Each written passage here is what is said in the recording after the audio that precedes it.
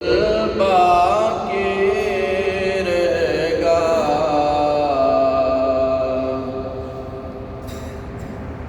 کوئی گل باقی رہے گا، نہ چمن رہ جائے گا،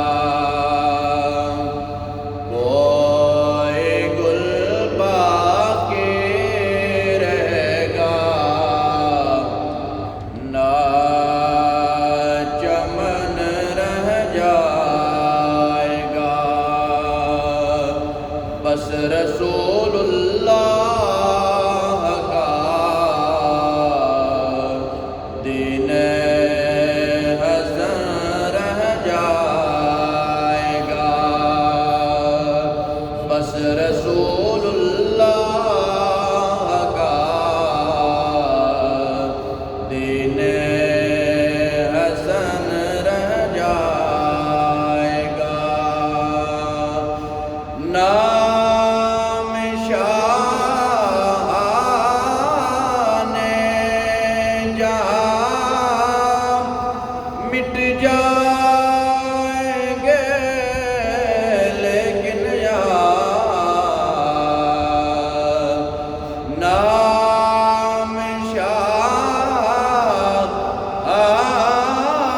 نے جہاں مٹ جائیں گے، لیکن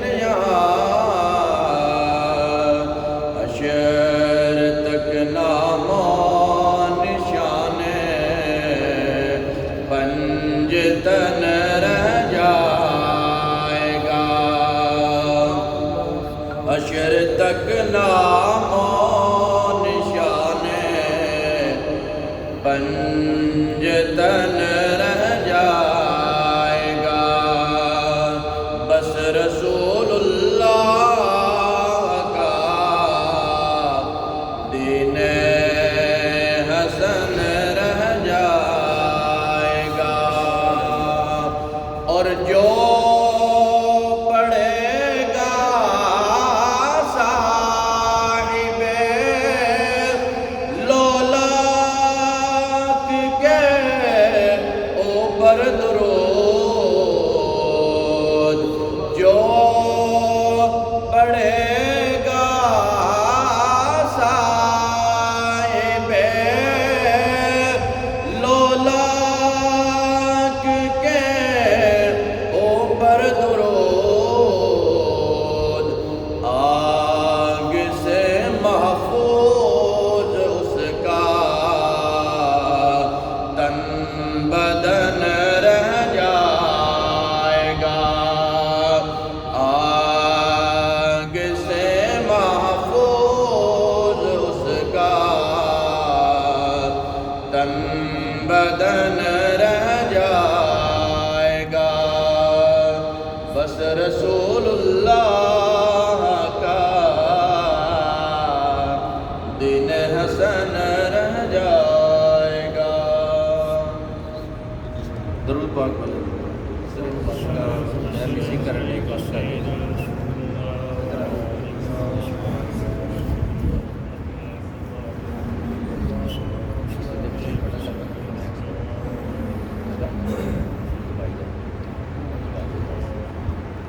اللہ تعالیٰ کی حمد و ثنا کے بعد اس کے پیارے حبیب صلی اللہ علیہ وآلہ وسلم کی بارگاہ میں درود و سلام کا نذرانہ پیش کرنے کے بعد آپ تمام احباب کو السلام علیکم ورحمۃ اللہ۔ نبی کریم صلی اللہ علیہ وآلہ وسلم نے ارشاد فرمایا کہ اگر کوئی بندہ روزانہ مجھ پر 50 مرتبہ درود پاک پڑھے گا، کتنی مرتبہ؟ 50 مرتبہ۔ میں نے ایک بڑا پیارا شعر پڑھا تھا، آپ نے سبحان اللہ نہیں کہا، کہ جو پڑھے گا صاحب لولاک کے اوپر درود، آگ سے محفوظ اس کا تن بدن ہو جائے گا۔ رسول اللہ صلی اللہ علیہ وآلہ وسلم نے ارشاد فرمایا اگر کوئی شخص روزانہ مجھ پر 50 مرتبہ درود پاک پڑھے گا تو بروز قیامت اس بندے کو بلا کر اس کے ساتھ مصافحہ فرماؤں گا۔ پھر ذرا بولیں سبحان اللہ۔ سبحان اللہ قرآن کا لفظ ہے، قرآن کا ایک حرف پڑھنے سے اللہ تعالیٰ 10 نیکیاں عطا فرماتا ہے. کتنی نہیں؟ 10 نیکیاں. سبحان اللہ میں 9 حروف ہیں تو اللہ تعالیٰ کیا کرتا ہے کہ 90 نیکیاں عطا فرماتا ہے. کتنی جی؟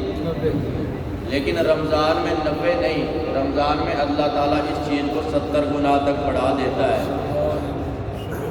تو رمضان میں اللہ تعالیٰ ایک مرتبہ سبحان اللہ کہنے والا اگر اخلاص کے ساتھ، محبت کے ساتھ اور اس کی نیت اچھی ہو تو اللہ تعالیٰ 6300 نیکیاں عطا فرماتا ہے. کتنی جی؟ یہ اب نیکیوں کی بہار ہے، نیکیوں کی بہار ہے. ٹھیک ہے یار اس کو سادہ کر. تو یہ رب تعالیٰ جو ہے وہ آپ کا اجر جو ہے وہ 70 گنا تک بڑھا دیتا ہے. لیکن یہ آپ کی نیت ہے، آپ کا اخلاص ہے. ٹھیک ہے، تو یہ اب دیکھا جائے گا کہ آپ کی نیت کیسی ہے یا آپ کا اخلاص کیسا ہے. ٹھیک ہے جی. اس لیے رسول اللہ صلی اللہ علیہ وآلہ وسلم کی بارگاہ میں زیادہ سے زیادہ درود و سلام بھی پڑھا کریں اور سبحان اللہ بھی کہا کریں. آپ نے فرمایا سبحان اللہ کہنا بھی صدقہ ہے، الحمدللہ کہنا بھی صدقہ ہے، اللہ اکبر کہنا بھی صدقہ ہے. تو یہ قرآن بھی پڑھیں اور اس کے علاوہ درود شریف بھی پڑھیں، حدیث پڑھیں، اذکار کریں، کچھ بھی کریں، اللہ تعالیٰ آپ کو اس چیز کا ثواب عطا فرمائے گا. آج 23 رمضان ہے. کتنا جی؟ 23 رمضان. مولا علی رضی اللہ تعالیٰ عنہ ان کے حوالے سے آج ہمارا موضوع ہے. اس سے پہلے فتح مکہ کے حوالے سے میں کچھ باتیں ارشاد فرماؤں گا. 20 رمضان کو اللہ تعالیٰ نے رسول اللہ صلی اللہ علیہ وآلہ وسلم کو بہت بڑی فتح نصیب فرمائی جسے فتح مکہ کہا جاتا ہے. کیا کہا جاتا ہے؟ اب یہاں سے ایک بات اور بھی سمجھ لیں. اکثر بندے جو ہیں وہ کام کاج کی وجہ سے روزہ چھوڑ دیتے ہیں. ایسا ہی ہے، وہ کہتے ہیں ہم سے روزہ رکھا جاتا نہیں. یہ مسئلہ سن لے ابتدا کے اندر کہ قرآن نے صرف مسافر کے لیے اور بیمار کے لیے 2 بندوں کے لیے رخصت ہے. کتنے کے لیے؟ اس کے علاوہ کسی کو رخصت نہیں. رمضان میں جنگ بدر لڑی گئی، رمضان میں فتح مکہ ہوا، لیکن ساری آپ کتابیں حدیث کی اٹھا لیں، رسول اللہ صلی اللہ علیہ وآلہ وسلم نے کسی صحابی سے نہیں کہا کہ آج ہم نے جنگ لڑنی ہے، اور جنگ بھی مشکل ہے. پہلی جنگ تھی نا غزوہ بدر. ٹھیک ہے، تو یہ کسی صحابی سے نہیں کہا کہ آپ روزہ چھوڑ دیں، آج ہم نے جنگ لڑنی ہے. تو ثابت ہوا کہ اگر جنگ کے لیے روزہ نہیں نہ چھوڑا جا سکتا تو پھر محنت مزدوری کے لیے بھی نہیں چھوڑا جا سکتا ہے. تو یہ ایک بندہ، میں نے ایک بندے سے کہا، انہوں نے کہا جناب آپ کو کیا پتا، آپ کو تو ویسے ہی پیسے مل جاتے ہیں. تو میں اس کا مطلب یہ تو نہیں ہے پھر میں بھی اللہ تجھے بھی ایسے ہی دے، لیکن اس کا یہ تو مطلب نہیں ہے کہ تو روزہ چھوڑ دے. صرف قرآن نے کہا بیمار، ٹھیک ہے جی، اور اس کے علاوہ مسافر. مسافر کے حوالے سے بھی سن لے. مسافر سے مراد یہ ہے کہ وہ شخص جو رستے میں جس کا سفر ہو اور سحری کا وہ انتظام نہ کر سکتا ہو، اس کے لیے ہے. اور اگر جس طرح آج کل ہمارا جو سفر ہے، اور اگر آپ کی طبیعت ٹھیک رہتی ہو، آپ کو سحری کا افطاری کا موقع ملتا ہو، تو آپ کو آج بھی روزہ رکھنا چاہیے سفر میں، آج بھی. تو 20 رمضان المبارک کو اللہ تعالیٰ نے فتح نصیب فرمائی بہت بڑی، جسے فتح مکہ کہا جاتا ہے. جسے کیا کہا جاتا ہے؟ فتح مکہ کہا جاتا ہے. کہ رسول اللہ صلی اللہ علیہ وآلہ وسلم کو ایک وقت تھا جب ان کو مجبور کیا گیا، ان کے لیے مشکلات پیدا کی گئی، کہ ایک وقت آیا کہ رسول اللہ صلی اللہ علیہ وآلہ وسلم نے مکہ چھوڑ دیا. مکہ ہجرت کی نا، مدینہ آئے، بڑا مشکل وقت تھا اور ساری صورتحال تھی. لیکن پھر ایک ایسا وقت آیا کہ جس مکہ سے آپ چلے گئے اور جس مکہ سے آپ کو ہجرت کرنا پڑی، تو رسول اللہ صلی اللہ علیہ وآلہ وسلم پورا 10,000 کا لشکر لے کر مکے میں داخل ہوئے. کتنے کا جی؟ 10,000 کا. کیونکہ وقت ایک جیسا رہتا. جس مکے سے نکالا گیا تھا، مجبور کیا گیا تھا ہجرت پر، آج رسول اللہ صلی اللہ علیہ وآلہ وسلم اس شان کے ساتھ مکے میں داخل ہوئے کہ آپ کے ساتھ 10,000 کا لشکر تھا. قرآن کا انا فتحنا لک فتحا مبینا، کھلی فتح دی. کیا؟ بڑی فتح، کھلی فتح، فتح مکہ کے موقع پر رسول اللہ صلی اللہ علیہ وسلم بغیر کسی مزاحمت کے رسول اللہ صلی اللہ علیہ وآلہ وسلم نے مکہ کو فتح کر لیا. 20 رمضان المبارک بڑی اہمیت کا یہ جو دن ہے نا ہماری زندگی میں، یہ ہمیں یاد رکھنا چاہیے، اس لیے کہ یہ دن اسلام کے حوالے سے بڑا اہم ہے. بغیر کسی مزاحمت کے اکرمہ بن ابو جہل کا ایک بیٹا تھا، صرف اس نے تھوڑی سی مزاحمت کی، باقی اس کے علاوہ کسی نے کوئی مزاحمت نہیں کی. سب نے ہتھیار ڈال دیے اور بغیر جنگ کیے، بغیر خون بہائے اللہ تعالیٰ نے رسول اللہ صلی اللہ علیہ وآلہ وسلم کو اور صحابہ کو اتنی بڑی فتح نصیب فرمائی. لیکن رسول اللہ صلی اللہ علیہ وآلہ وسلم کا طرز عمل دیکھیں کہ جب کوئی کافر، کوئی یہودی، کوئی عیسائی یا منگول جب وہ کوئی شہر فتح کرتے نا تو فتح کرنے کے بعد وہ کیا کرتے کہ وہاں پر خون کی ندیاں بہاتے تھے، قتل عام کیا جاتا تھا. لیکن یہ دیکھیں رسول اللہ صلی اللہ علیہ وآلہ وسلم میں اور دوسرے جو مذاہب ہیں ان میں فرق کیا ہے کہ آپ صلی اللہ علیہ وآلہ وسلم نے کہا آج کسی سے کوئی بدلہ نہیں لیا جائے گا. باتیں تو ساری یاد تھی نا، باتیں تو جنہوں نے رسول اللہ صلی اللہ علیہ وآلہ وسلم کے اوپر پتھر برسائے وہ بھی یاد تھے آپ کو، اور جنہوں نے آپ کے اوپر اوجڑیاں ڈالی وہ بھی یاد تھے، اور جنہوں نے مکہ سے نکالا 3 سال آپ پہاڑیوں پر جا کے رہے وقت وہ بھی یاد تھا، یاد سب کچھ تھا. لیکن کہا آج بدلہ نہیں لیا جائے گا، آج بدلہ نہیں لیا جائے گا. آج جو اپنے گھر کا دروازہ بند کر لے اسے بھی معافی ہے، جو ہتھیار ڈالے اسے بھی معافی ہے، جو ابو سفیان کے گھر چلا جائے اسے بھی معافی ہے. آج جو مزاحمت نہیں کرے گا سب کو عام معافی کا اعلان کیا جاتا ہے. یہ رسول اللہ، اس لیے کائنات میں بڑے بڑے لیڈر آئے نا لیکن نبی جیسا کوئی نہیں، نبی جیسا کوئی نہیں، اس لیے کہ جو ان کا اخلاق تھا کسی اور کا ہے ہی نہیں تھا. کہا آج سب کچھ یاد تھا اور یاد آیا بھی ہوگا جب مکے میں داخل ہوئے، لیکن کہا آج بدلہ نہیں لیا جائے گا، اس لیے کہ قیامت تک لوگوں کو پتہ چل جائے کہ اوروں کا کردار اور ہے، محمد کا کردار اور ہے. محمد کا کردار اس لیے کہ جو چیز آپ کو جدا بناتی ہے وہ آپ کا کردار ہے. ویسے تو سارے انسان ہم آپس میں ایک جیسے ہیں نا، لیکن ہمارے درمیان شخص وہ اچھا ہے جس کا کردار اچھا ہے، جس کا کیا ہے کردار اچھا ہے، وہ بندہ جو ہے وہ اچھا ہے. تو 20 رمضان المبارک رسول اللہ صلی اللہ علیہ وآلہ وسلم کو اور آپ کے صحابہ کو بہت بڑی فتح نصیب ہوئی، جسے کیا کہا جاتا ہے. یہ آئندہ آپ نے کیا کرنا ہے، اس چیز کو یاد رکھنا ہے کہ جب رمضان آئے تو ہمیں پتہ ہونا چاہیے کہ 20 رمضان کو رسول اللہ صلی اللہ علیہ وآلہ وسلم نے مکہ کو فتح کیا تھا.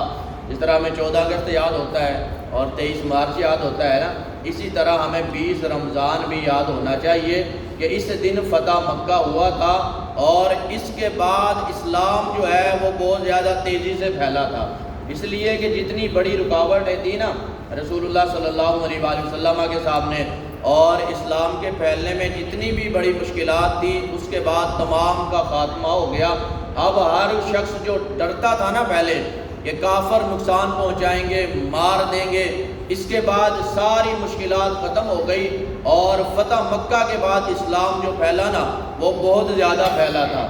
لیکن یہاں ایک اور بات بھی سمجھ لیں، آپ نے فرمایا جو فتح مکہ سے پہلے ایمان لائے نا ان کی شان زیادہ ہے. ان کی شان کیا ہے؟ اور جو بعد میں لائے وہ ان کی شان کو نہیں پہنچ سکتے جو فتح مکہ سے پہلے ایمان لائے ہیں. اس لیے کہ عزت زیادہ اس کی ہوتی ہے جو مشکل وقت میں آپ کے ساتھ کھڑا ہوتا ہے. آپ ایمانداری سے بتائیں، آپ پر غربت کا وقت ہو اور آپ پر بعد میں امیری آ جائے، اب مجھے بتائیں بندہ کون سا آپ کو زیادہ محبوب ہوگا؟ جو غریبی میں آپ کے ساتھ کھڑا ہے. امیری میں تو ہر بندہ کھڑا ہو جائے گا.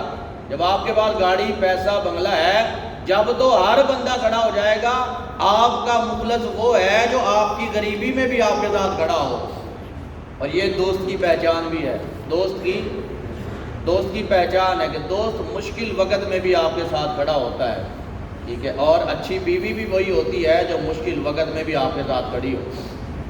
دوسرا آج ہم ذکر کریں گے سیدنا علی رضی اللہ تعالیٰ عنہ کا، بولیں ذرا سبحان اللہ۔ ان کا ذکر کرنا بھی عبادت ہے، کیا ہے جی؟ ذکر کرنا بھی کیا ہے؟ آج ہم ان کا ذکر کریں گے۔ رسول اللہ صلی اللہ علیہ وآلہ وسلم کے داماد بھی ہیں، رسول اللہ صلی اللہ علیہ وآلہ وسلم کے چچا زاد بھائی بھی ہیں، اور ان کی کفالت بھی رسول اللہ صلی اللہ علیہ وآلہ وسلم نے فرمائی ہے۔ اب دیکھیں صحبت دیکھیں، خاندان دیکھیں کہ رسول اللہ صلی اللہ علیہ وآلہ وسلم کی صحبت بھی ملی، اور رسول اللہ صلی اللہ علیہ وآلہ وسلم نے کفالت بھی کی۔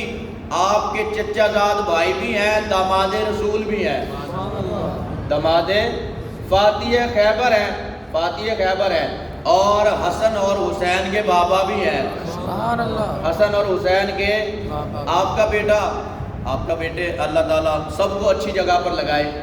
آپ کا بیٹا کسی اچھی جگہ پر لگ جائے یا اس کو کوئی مقام عہدہ مل جائے تو کتنا آپ فخر محسوس کرتے ہیں۔ تو اس علی کا مقام کیا ہوگا جس کے بچے جنتی نوجوانوں کے سردار ہیں، جنتی نوجوانوں کے سردار ہیں۔ تو یہ علی سے محبت جو ہے وہ ایمان کا حصہ ہے۔ آج ہمارا یہ موضوع ہے، انشاءاللہ آپ کو یہ بات سمجھ آ جائے گی۔ میں ایک بڑی طویل حدیث ہے، میں مختصر میں آپ کے سامنے رکھتا ہوں۔ حضرت بریدہ رضی اللہ تعالیٰ عنہ صحابی رسول ہیں، کہتے ہیں کہ جب میں اسلام نہیں نہ لایا تھا تو میں علی سے نفرت کیا کرتا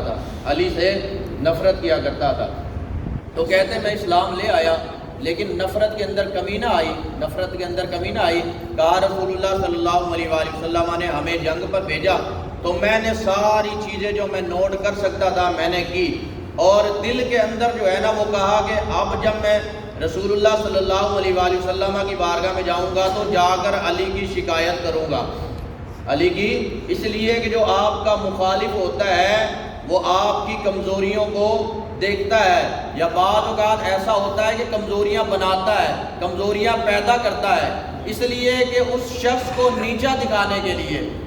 تو حضرت بریدہ رضی اللہ تعالیٰ عنہ کہتے ہیں کہ جب میں جنگ سے ہم واپس آئے رسول اللہ صلی اللہ علیہ وآلہ وسلم کی بارگاہ میں، بہت ساری انہوں نے وجوہات بتائی، اور ان کے خیال میں انہوں نے کہا کہ مال غنیمت میں بھی جو حضرت علی رضی اللہ تعالیٰ عنہ نے کچھ گڑبڑ کی تھی، میرا نظریہ تھا، تو کہا نبی کریم صلی اللہ، بڑی پیاری حدیث ہے، بڑی مختصر کر کے میں آپ کو مفہوم صرف عرض کر رہا ہوں، بڑی طویل حدیث ہے۔ تو حضرت بریدہ رضی اللہ تعالیٰ عنہ فرماتے ہیں کہ جب میں رسول اللہ صلی اللہ علیہ وآلہ وسلم کے سامنے آیا نا تو میں نے ایک ہی سانس میں ساری خامیاں جو ہیں وہ حضرت علی کی بیان کر دی، میں نے رکا نہیں، اس لیے نفرت تھی، نفرت کی وجہ سے جو میں کہہ سکتا تھا میں نے کہہ دیا۔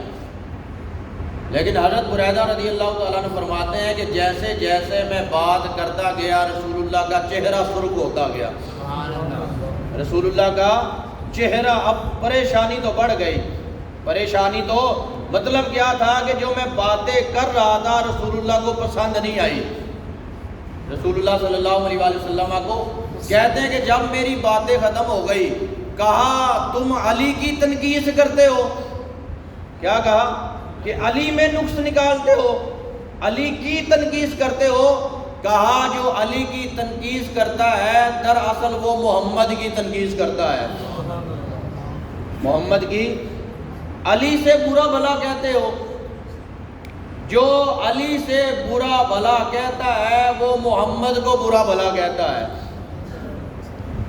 تو یہ رسول اللہ صلی اللہ علیہ وسلم، اور حضرت بریدہ رضی اللہ تعالیٰ عنہ کہتے ہیں کہ میں نے معافی بھی مانگی اس عمل پر، لیکن رسول اللہ صلی اللہ علیہ وآلہ وسلم کا چہرے کے تغیرات نہیں بدلے، بہت دن بعد جا کے پھر رسول اللہ صلی اللہ علیہ وآلہ وسلم میرے ساتھ ان کا جو اخلاق تھا نا وہ اچھا ہونے لگا۔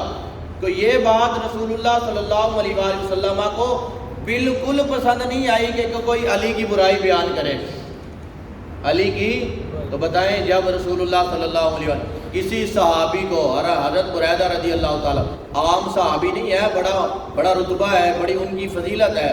تو جب رسول اللہ صلی اللہ علیہ وآلہ وسلم یہ بات نہیں برداشت کرتے کہ صحابی بھی حضرت علی کی برائی نہ بیان کرے، تو وہ عام بندے کے بارے میں کیسے برداشت کر سکتے ہیں؟ حضرت علی رضی اللہ، اتنا ان کا مقام ہے، اتنا مرتبہ ہے. ٹھیک ہے، فاتح خیبر ہے رسول اللہ صلی اللہ علیہ وآلہ وسلم. اب قلعہ فتح نہیں ہوتا تھا، پہلے دن کوشش کی، دوسرے دن کی، تیسرے دن کی، تو پھر ایک ایسا وقت آیا آپ صلی اللہ علیہ وآلہ وسلم نے ارشاد فرمایا کہ کل میں اس شخص کو جھنڈا دوں گا جو ہمارے لیے فتح کے دروازے کھولے گا. سبحان اللہ. فتح کے دروازے کھولے گا. اب صحابہ کا عقیدہ عام مسلمانوں جیسا تو نہیں تھا. صحابہ نے کہا آج جو اعلان رسول اللہ صلی اللہ علیہ وآلہ وسلم نے کیا ہے نا، اس کا مطلب یہ ہے کہ کل قلعہ جو ہے وہ فتح ہو جائے گا. قلعہ جو ہے وہ فتح ہو جائے گا. اب ہر صحابی کہتے ہیں کہ ہر صحابی کی خواہش ہے کہ وہ جھنڈا ہمیں مل جائے، کیونکہ فضیلت ملنے والی ہے اور گارنٹی بھی ہے. رسول اللہ صلی اللہ علیہ وآلہ وسلم نے مہر بھی لگا دی فتح کے اوپر کہ بھئی فتح آنی ہے. تو صحابی کہتے ہیں رات کو نیند نہیں آئی، رات کو جذبہ جہاد تھا نا، اور ہر صحابی کی خواہش تھی کہ کاش کل فضیلت جو ملنے والی ہے وہ ہمیں مل جائے، وہ ہمیں مل جائے. کہتے ہیں دوسرے دن جنگ کا وقت ہوا، سب بندی ہو گئی. تو اب ہر شخص جو ہے، ہر صحابی جو ہے وہ بے چین ہے کہ کس کا نام لیا جائے، کس کو فضیلت ملے، کس کو جھنڈا ملے جہاد کا. تو رسول اللہ صلی اللہ علیہ وآلہ وسلم نے کہا علی کہاں ہے؟ سبحان اللہ. کیا کہا؟ علی موجود نہیں. کہا علی کہاں ہے؟ کہا یا رسول اللہ علی تو بیمار ہے. کہا کیا ہوا ہے؟ کہا علی کی تو آنکھیں دکھتی ہے. کہا پھر بھی اسے بلاؤ. سبحان اللہ. کیا کہا؟ یہ نہیں کہا کہ چلے بیمار ہے تو رہنے دیتے ہیں، جھنڈا کسی اور کو دیتے ہیں، جھنڈا کسی. اچھا ایمانداری سے بتائیں، اگر رسول اللہ صلی اللہ علیہ وآلہ وسلم چاہتے تو جھنڈا کسی اور کو بھی دے سکتے تھے. بڑے بڑے صحابہ موجود تھے نا، ان کی شان میں بھی کمی نہیں. ٹھیک ہے، ان کا مقام بھی اعلیٰ ہے، لیکن علی کی اہمیت کو بیان کرنا تھا. کہا علی کہاں ہے؟ کہا یا رسول اللہ وہ تو بیمار ہے، ان کی آنکھیں دکھتی ہے. کہا بلاؤ. نبی کریم صلی اللہ علیہ وآلہ وسلم کے سامنے آئے تو کہا علی کیا ہوا ہے؟ کہا یا رسول اللہ میری آنکھیں خراب ہیں، آنکھیں دکھتی ہیں. تو نبی کریم صلی اللہ علیہ وآلہ وسلم نے اپنا لعاب دان حضرت علی کی آنکھوں میں لگایا تو آنکھیں بالکل ٹھیک ہو گئی. اور حضرت علی رضی اللہ تعالیٰ نے فرماتے ہیں کہ مرتے دم تک میری آنکھوں میں کبھی درد نہیں ہوا، آنکھوں میں، اس لیے کہ یہ رسول اللہ صلی اللہ علیہ وآلہ وسلم کے لعاب دان کا کمال تھا. ٹھیک ہے، تو اس دن اللہ تعالیٰ نے نبی کریم صلی اللہ علیہ وآلہ وسلم کے ذریعے حضرت علی کو وہ شان عطا فرمائی جو کسی اور کو نہیں عطا فرمائی. ٹھیک ہے، تو اس دن جھنڈا بھی ملا اور پھر حضرت علی رضی اللہ تعالیٰ عنہ نے جو قلعہ تھا وہ بھی فتح کیا، جو نہیں ہوتا تھا بڑے بڑے صحابہ نے، لیکن جو مقام حضرت علی کو ملا وہ بھی. کچھ دن پہلے نا بغض کے نا کوئی سینگ نہیں ہوتے، بغض کے میں نا 2-4 مولوی تھے وہ لال رومال والے نا، تو وہ اب چونکہ یہ مختلف روایتیں ہیں اس حوالے سے نا کہ قلعے کا دروازہ کتنا بڑا تھا، لیکن قلعے کا دروازہ اتنا چھوٹا نہیں ہوتا کہ عام بندہ اٹھا کے پھینک دے. عام بندے سے تو یہ دروازے نہیں اٹھائے جاتے. ٹھیک ہے، اب یہ مختلف روایتوں میں یہ بات ہے کہ قلعہ جو تھا نا دروازہ کتنا بڑا تھا. ٹھیک ہے، بہت بڑی بڑی بھی اس کی باتیں ہیں، چھوٹی بھی ہیں، اختلافی ہو سکتا ہے. وہ جناب 2 مولوی صاحب نا وہ خیبر کے مقام پر، ٹھیک ہے، وہ پتہ کسی چھوٹے سے دروازے کے سامنے کھڑے ہوئے تھے. کہتے کہ جناب یہ جو باتیں بیان کی جاتی ہیں اتنا بڑا دروازہ نہیں تھا، اتنا سا دروازہ تھا. مطلب کیا ہے، مقصد کیا ہے ویڈیو بنانے کا کہ بغض علی ہے. کیا ہے بھی کون سی ضروریات دین ہے کہ تو جا کے قلعہ خیبر کے دروازے کی پیمائش کرے؟ بھائی قلعہ فتح کیا نا، ٹھیک ہے، اور قلعے کو ہاتھ سے اکھاڑ کے پھینکا نا دروازے کو. ٹھیک ہے، تو اس سے کیا تجھے لینا ہے؟ اس سے یہ لینا ہے کہ علی کا بغض ہے دل میں. وہ جناب 2 مولوی تھے لال رومال والے، وہ جناب بتا رہے تھے اتنا نہیں تھا، تو میں دیکھ کر نہ ہنس رہا تھا، میں یار ان کو یہی بات ملی بیان کرنے کے، علی کی تو شانیں بڑی ہے، علی کی تو، اور یہ دروازے کی پیمائش کر کے کیا نکالنا چاہتے ہو؟ اس لیے نکالنا چاہتے ہیں کہ علی کا بغض تھا۔ اور یہ حدیث میں آپ کے سامنے صحیح مسلم کی حدیث ہے، میں آپ کے سامنے بیان کرنے لگا ہوں۔ رسول اللہ صلی اللہ علیہ وآلہ، حدیث نمبر 240 ہے، آپ نے فرمایا علی سے محبت کرے گا مگر مومن، اور علی سے بغض رکھے گا مگر منافق۔ مومن اور منافق کے درمیان فرق علی ہے۔ فرق کیا ہے؟ یہ حدیث لکھ لیں، دل پہ لکھ لیں، انشاءاللہ تعالیٰ قبر و حشر میں بڑا آپ کو فائدہ ہوگا کہ بھائی بندہ مومن جو ہے وہ علی سے کیا کرتا ہے؟ محبت کرتا ہے، اور بندہ منافق جو ہے وہ علی سے کیا کرتا ہے؟ بغض رکھتا ہے۔ تو رسول اللہ صلی اللہ علیہ وآلہ وسلم نے ارشاد فرمایا علی کا چہرہ دیکھنا بھی عبادت ہے، علی کا چہرہ دیکھنا بھی، اور اب ہم تو چہرہ نہیں دیکھ سکتے، لیکن آپ کے لیے بھی ارشاد فرمایا کہ علی کا ذکر کرنا بھی عبادت ہے۔ وہ علی جس کے بارے میں ارشاد فرمایا علی قرآن کے ساتھ ہے، قرآن علی کے ساتھ ہے۔ علی قرآن کے ساتھ ہے، قرآن ہے، مطلب کیا ہے؟ علی حق کے ساتھ ہے، حق علی کے ساتھ ہے۔ حق کس کے ساتھ ہے؟ تو یہ ہمارا اہل سنت و جماعت کا عقیدہ ہے کہ جو جنگیں ہوئی نا حضرت علی رضی اللہ تعالیٰ عنہ کے اور صحابہ کرام کی، تو ان میں علی حق پر تھے۔ علی کیا تھے؟ حق پر تھے۔ لیکن اس کا مطلب یہ بھی نہیں ہے کہ بندہ کسی صحابہ میں نقص بیان کرے۔ لے آخر کے اندر میں عقیدہ بھی سمجھا دوں، بڑا پیارا عقیدہ میں آپ کو سمجھا دوں، لیکن بڑا مشکل دور ہے، بڑے بڑے برج الٹ گئے عقیدوں کے حوالے سے، لیکن یہ ہماری خوش نصیبی ہے کہ ہمیں بزرگان دین کا ساتھ ملا ہے، اس وجہ سے ہمارا عقیدہ خراب ہوا نہیں۔ اس لیے دودھ بھی خراب ہو جاتا ہے، دہی بھی خراب ہو جاتی ہے، لیکن دیسی گھی جو ہے وہ خراب ہوتا نہیں۔ تو جنہوں نے بزرگان دین کا عقیدہ اپنایا تو ان کا عقیدہ خراب ہو سکتا نہ خارجی، نہ رافضی، نہ ناصبی، کچھ بھی نہیں۔ بڑا پیارا جملہ میں دینے لگا ہوں عقیدہ کے حوالے سے کہ جس کے پیچھے علی نماز پڑھے نا اسے حضرت ابو بکر صدیق کہتے ہیں۔ سبحان اللہ۔ کیا کہتے ہیں؟ بولیں ذرا سبحان اللہ۔ علی کے بھی ماننے والے ہیں، ابو بکر کے بھی ماننے والے ہیں۔ علی کی شان بیان کرے اور ابو بکر کو نہ مانے بندہ وہ بھی منافق ہے، اور ابو بکر کی شان بیان کرے علی کو نہ مانے بندہ وہ بھی منافق ہے۔ تو یہ جملہ دل پہ لکھ لیں، انشاءاللہ تعالی کبھی بھی نہ عقیدہ آپ کا خراب ہوگا، نہ قبر خراب ہوگی، نہ حشر خراب ہوگی آپ کی۔ کہ جس کے پیچھے علی نماز پڑھے اسے کیا کہتے ہیں؟ صدیق کہتے ہیں۔ کیا کہتے ہیں؟ صدیق کہتے ہیں۔ صدیق کی شان یہ ہے کہ اس کے پیچھے علی نے بھی نماز پڑھی ہے، اور جس کے چہرے کو دیکھ کر صدیق عبادت کرے اسے علی کہتے ہیں۔ کیا کہتے ہیں؟ اسے علی کہتے ہیں۔ تو یہ ہم تو الحمدللہ اہل بیت سے بھی پیار کرنے والے ہیں اور صحابہ سے بھی پیار کرنے والے ہیں، ٹھیک ہے جی۔ اس لیے شانیں اپنی اپنی ہے، ہمیں کیا ضرورت ہے کسی کا مقابلہ کروانے کی، کسی کا موازنہ کروانے کی، سبھی شانے والے ہیں، ٹھیک ہے۔ تو یہ حضرت علی رضی اللہ تعالیٰ عنہ جن کے بارے میں رسول اللہ صلی اللہ علیہ وآلہ وسلم نے ارشاد فرمایا علی سے محبت کرے گا مگر مومن، اور علی سے بغض رکھے گا مگر منافق۔ اس لیے علی سے محبت ایمان کا کیا ہے؟ حصہ ہے۔ علی سے محبت ایمان کا۔ اللہ تعالیٰ مجھے اور آپ کو تمام باتوں پر عمل کرنے کی توفیق عطا فرمائے، آمین ثم آمین، وما علینا الا البلاغ۔